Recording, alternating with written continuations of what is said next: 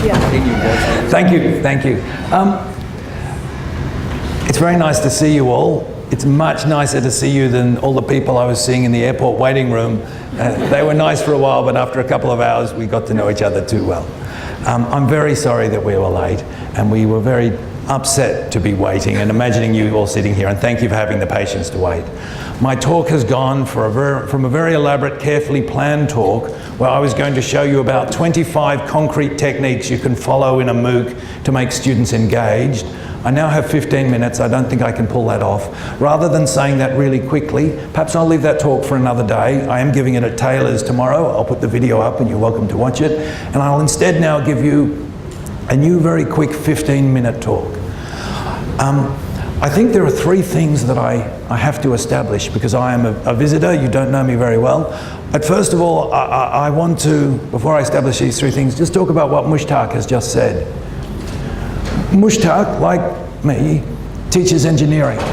Engineering is one of what we call the hard disciplines, not hard in terms of difficulty perhaps, but hard in terms of not being soft and wishy-washy and airy-fairy. And I see this room is full of wishy-washy, soft, airy-fairy people who like, oh, this one's even better. Does this one make my voice sound a bit rough? Yeah. Thank you. Is it the same? Is it better? Okay, thanks everyone. I just want to confront that. You have Mushtaq here talking. He's showing you slides where people are talking about love, people are talking about emotions, people are getting engaged. I saw smiley faces and exclamation marks. Yet here's the Dean of Engineering. Is he a fraud? This is not what we expect from engineering. My own university, UNSW, you may know, or you may not. We are the biggest engineering university in Australia. We are in some measures the best engineering university in Australia. Certainly our students are wealthier. We have more millionaires than any other university. So financially they're successful. My school is computer science and engineering. We are the best by every measure, computer science school in Australia. We win national, international competitions. We're frequently in the top 20 in the world. We often beat MIT. More than half of Google, Sydney, or Australia's employees come from just my school. And my students are all around the world leading and running Microsoft, Google, and all the high prestige places that computer scientists want to go. We are a superb school, and computer scientists, like engineers, are hard. There's no wishy-washy, there's no hand-holding, there's no love, there's no emotion. There are numbers and facts and right and wrong.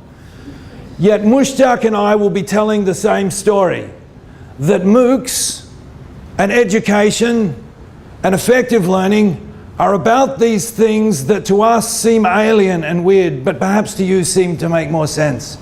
My school has been following an approach of student engagement for over a decade. We teach soft skills and love. We teach working together and teamwork and cooperation. We teach ethics and value. We teach pride in our work and responsibility. We teach putting the responsibility to the profession above your own responsibility to yourself. These things are unusual, perhaps, in computer science, and they have had electrifying results. So the first of the three things that I wanted to say in this very quick talk, I just wanted to say something to give us credibility, because I'm about to show you a whole lot of things about getting student engagement, and it will involve love and emotion and caring and passion and enjoyment and happiness. And you might well think, like we did at first, this has nothing to do with engineering, this has nothing to do with learning, but actually it has everything to do with engineering and learning. My MOOC has had over 10,000 people take it. My videos have been watched by millions of people. My students rate the courses that we teach in this way as the most transformative and important in their whole time at university. Alumni come back to the university and donate money and turn up to events because of the courses of this kind that we ran. When we run surveys to say why did the students come to the uni, this year more than a third of the students had already done my MOOC before coming. I get now students from all around Australia coming to my university. There are international programming competitions. Every medalist in Australia now comes to UNSW. Before they used to go to different unis. We attract the top students. I let high school students do the MOOC. Now the top students from all the high schools come to my university. We actually give the people that do the MOOC university credit for free, which is hard for us to do because it's throwing away money, and it has paid off 100-fold. We now are clearly recognised across Australia in every computer science school as being the best school, largely because we attract the best students. It's self-perpetuating. I teach many Malaysian students. UNSW is more than half international students. Those students respond to this teaching technique in exactly the same as every other student. And I no longer believe what people tell me about cultural differences being so vast and insurmountable that they must paralyze the way we teach. I've discovered that what we have in common is far more significant than what we have in difference. So I would now like to, hopefully I've just tried to establish why I'm going to start telling you about engagement. Because what makes a MOOC work, and I assume you're all here because you're interested in MOOCs. MOOCs, if you do them, are fantastic. They promote the university. They, as Mushtaq mentioned, teaching is traditionally a private inward arrangement, a secret contract between you and your students in a closed room. And if you do a great job or a terrible job, if you are lazy or if you are dedicated, really no one but you and your students know. Maybe sometimes they tell their parents, but it's a private thing. I know of no other profession that is private in this way. What it means is if you are an inspirational teacher, and I have seen Mushtaq teach, and he is an inspirational and effective teacher, no one knows. Our researchers are world famous, but our teachers are secret. And Mushtaq's right. Everywhere I go, I find fantastic, caring, dedicated and passionate and wonderful teachers. And at top universities, I find just as many hopeless, disconnected, research-focused and unengaged teachers. But because of the secrecy of teaching, this information never leaks out and students don't know about it. You are crazy not to get your best teachers and show them to the world so students know, if I go there, this is what it will be like. Not only is this good marketing for the uni, it is good for the teaching profession. We share practice. It is a professional thing to do. We improve by watching each other and we inspire each other and raise the goals and benchmarks of what we should do. So MOOCs for me solve so many problems, promoting the university, improving the profession of teaching, and helping those who would otherwise not be able to get an education. More than half of my students are not able to attend a university. They're from around the world for various social, geographic, economic, age-related or disability-related reasons. There are many people who are not capable, not physically able to go and get an education at a university. Perhaps the time has passed and they're now in a full-time job and they have a family to support. Those people need education as much as anyone does. Education is the basis for a civil society. So MOOCs are great for so many things. Now let me show you, I'm in a weird setup here. I'm going to try and turn this around because I can't see what's on the screen at the same time as I'm controlling the mouse. Now I can. So I had some things to show you. I don't have time to show you all of this. Oh, actually I can't find the mouse. Shout when you see it. Ah, thank you. Let's go. I had lots of things to say about the MOOCs, lots of stuff, but I basically wanted to talk about engagement. Engagement arises when people are connected. Why do you want engagement? I probably don't have to convince you guys looking around the room. At my uni, I do the training for large courses, for teaching large courses for maths people, as well as science people, and they often don't see the reason or need for engagement. And I teach them like this. I walk in and I don't make eye contact with anyone. I stand up and with my back to the students, I present a dry lecture, which is full of boring and irrelevant facts and pedantic. And when I look at people, I'm angry. And when people ask questions, I make fun of them. And I do this for about 5 minutes. It's actually quite hard for me to do. At the end of the 5 minutes, I stop. Now, I am well known at my university, so many of the people turning up to these talks have thought, oh, I'm going to get to hear Richard Buckland speak, and they've been looking forward to coming. And I go around the room and say, how did you feel now, after 5 minutes? What are you thinking? And everyone, every single person, including the maths lecturers, say, I'm feeling disappointed, I'm feeling a bit depressed, I'm feeling I'm wasting my time. I'm feeling I'm just sitting here politely, and when you finish, I'm going to leave. I'm feeling I'm not going to learn anything. And I say to them all, and even the maths teachers get it, do you see that your feelings are everything here? As soon as you give up, as soon as you lose interest, I'm not able to take you on the journey that I want to take you on. As a teacher, I want to transform you and change the way you are, the way you think, the way your brain is structured, if we use Mushtak's terms. That involves collaboration between us both, and if you are not feeling like it, I can't do it. With a MOOC, this problem is amplified a millionfold. Because in your courses, your students have presumably paid money to come here. They've told their family they're coming here. They may have moved to come here. They have a lot invested in succeeding here. If they were to leave here, it would perhaps bring shame upon them. They would feel depressed. They would lose money. They would be confused, not knowing what to do next. They'd have to start again. It would be a big lost cost. They are locked in here like people are locked into phone contracts or insurance contracts or mortgage contracts. They've invested so much in that you can afford to treat them badly and they will stay. But a MOOC is not like that at all. If Mushtak puts up a bad lecture, if he's disrespectful to his students, if halfway through they think, I'm bored, I'm disappointed, they won't wait round politely like all my teachers at UNSW are intending to do in my course. They will click and go. There is nothing keeping anyone there in a MOOC. The only reason they stay is if they perceive value from it. Now, they're not there to have fun. They're not there to be entertained. They can watch YouTube. They're normally in a MOOC because they genuinely want to learn something and change.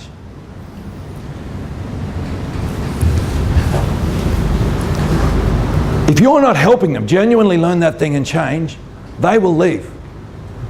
If only, and this is my dream, universities could have that same criteria on them, that you actually had to look after the students and give them exactly what they need and make them happy the whole time. Not make them happy by giving them tigers and circuses and things like that.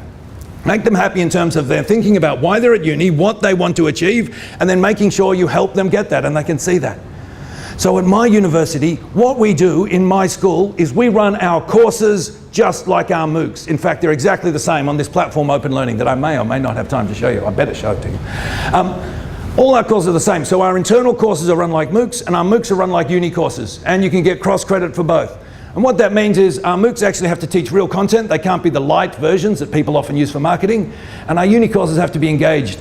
Now I want to show you now on OpenLearning, the third thing I wanted to do was show you concrete examples, because I could talk forever, and I think we're not persuaded until we see. So I'll show you an actual course that's running. This is the course that's running at the moment. It's called Oh, it's very hard for me to see here. I'm very sorry, guys. Let me just go. All right. This is a course that's running now. It has 450 students in it at my university. They're actual enrolled uni students. It's running as a MOOC in that people from outside can join it. People can only join it because I forgot to turn that off. It's not advertised in any way, but 150 students still found it. So I've actually got 600 people enrolled in this course. I did tell the Vice Chancellor and he said, oh, okay, we'll watch it as an experiment because I've got them mixed in with my students, but I think it's a great thing. So we've got 600 students in a course that 450 people are enrolled in. I was recently looking at the School of Business in my university, and they wanted to run a MOOC themselves, and they were talking about their current way they run things, and they were showing me their platform. They run Moodle, and they were showing me this is an engaged course. We already have cracked engagement in my school. They say, we know how engagement works. Look at this course. We've got 100 students in the course. It's only been running for a couple of weeks. We've already got about 80 comments. And I said, okay, well, I'm running a course. It's a bit bigger. It's got 600 people in it. I've got 12,000 comments, 12,000 interactions. Actually, it's not 12,000 interactions. I've got 12,000 comments. I've got another 12,000 likes, dislikes, and votes. I've got more than 1,000 submissions. People interact in many ways with the system. So the level of interaction is unbelievable. Interaction is everything, because if someone is engaged, they will come back. And you need them to come back every day to see through the course. It's the same for your students. My students are so engaged, I try and steal their brains. I figure if I can teach them something really interesting in the hour I have together, I wish I had 10 hours with them, I only have 4, then when they leave me and go to the maths classroom which follows, which I know is disengaging, they think about my puzzles. I'm stealing time from that maths staff room. My students say that when they go home, they tell their girlfriends about what they've learned. They dream about it on the bus. Engagement for me is everything. So here's a platform that gives us engagement. It's called OpenLearning. It's set up by a consortium, a group of people who are passionate about education and believe in free and open education and believe that education should be student focused. I believe it's absolutely free for you, Mushtaq. If you want to throw a course up super quick, we have all the motivational mechanics in there. We will help you set things up. We'll do everything we can to make your course a success. It's easy to set up a bad MOOC, and I've seen some bad MOOCs. I've seen some quite recently, actually. A MOOC is not getting what you currently do and putting it online. That'll give you the M, potentially massive, though it won't be M for long. You'll get everyone there for 1 week and they'll disappear. A MOOC stands or falls based on the community it builds and the engagement it creates. It's all about community. So if we have a platform that we use that's all about community, this is why I have more than 12,000. Over the last few days, I think I had another 700 comments come in. So let me show you this thing. Here are just some of the engagement things we do. I'll do them super fast. Perhaps you could wave at me when you want me to stop, or give me a minute's warning. 3 more minutes? All right. Thank you. And I will stay here afterwards if you want to ask questions. So here's the sort of thing we do. Engagement thing, we always give the students ownership. I have in the other talk that if you want to see the video, you can. I have about 20 things we do to create engagement and reinforce and encourage it. One of the things is giving students ownership. So I tell the students, here are my lecture notes, but they're not very good. They're sort of bullet points. And I give them the lecture videos and all the sort of flip stuff and all that stuff. I say, but what works best is if you take lecture notes yourselves. And it's not very efficient, and students these days don't like taking lecture notes. But we all know that the reprocessing that happens when you articulate something in your own words, the effect of taking notes, there's lots of educational research to show this, improves learning and retention and leads to deep learning and deep understanding rather than surface. So what we do is this.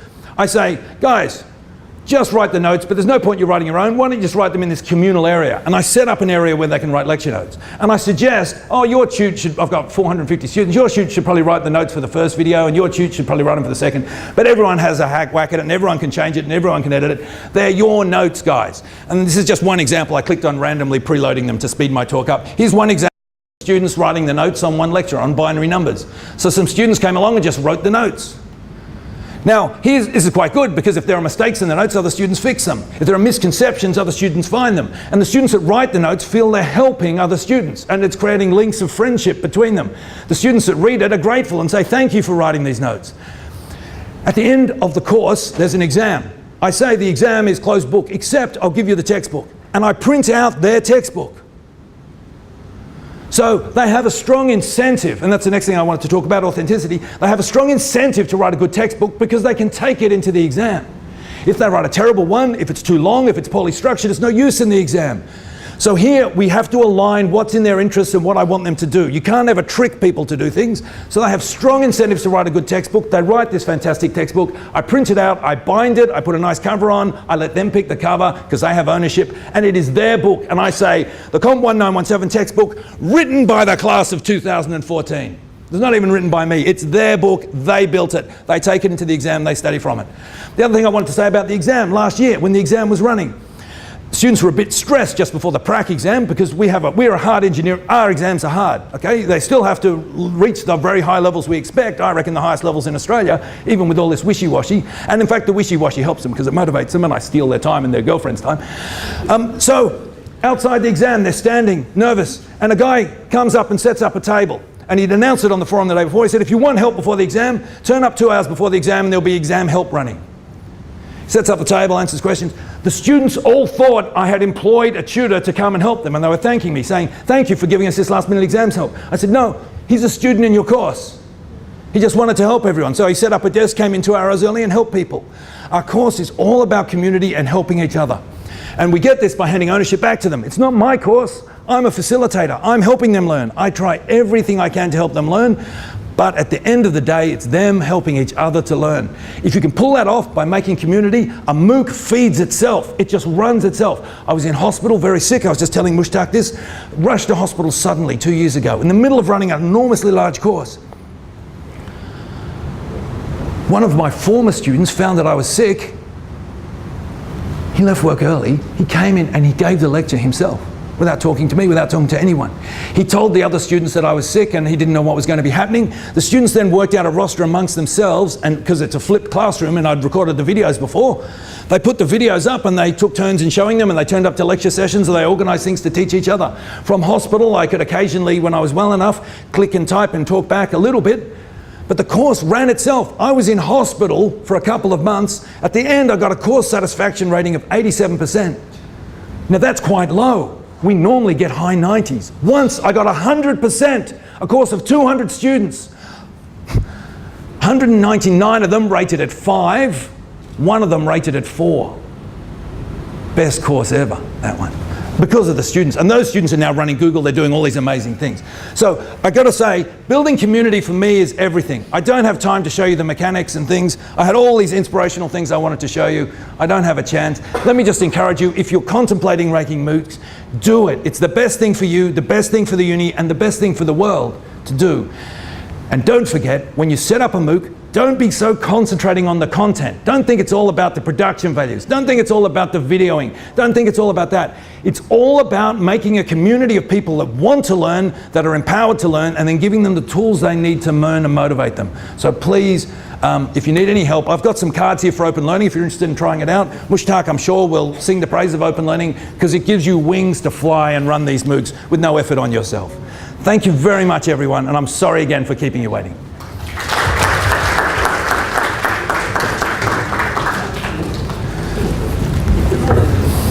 Thank you, Mike. Thank you. Okay, so we have a very inspiring